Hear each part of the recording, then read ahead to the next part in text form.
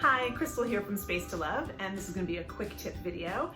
We're basically working with these upper cabinets in this kitchen, and these shelves are not adjustable, which is kind of annoying, but we do have a solution for them, especially since they have all this vertical space. They have 14 inches, which is great.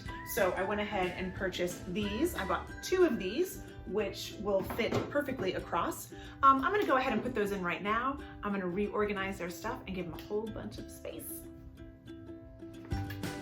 Okay, I just put the shelves in and I'm really happy with the way it turned out. They have so much more space. And then when I organized, I actually just shifted. The coffee cups were on the bottom, the plates were on the top. So I just kind of moved those around. I think it makes it more convenient to grab plates from this angle as opposed to up there because they're a little heavy. So I think it worked out better this way. They still have room to grow. And also, before I put these in, I did use this earthquake putty just to make sure that these kind of stay in place, which I think is important. Yeah, anyway, that's a quick tip from Space to Love. Thank you so much for watching and see you next time.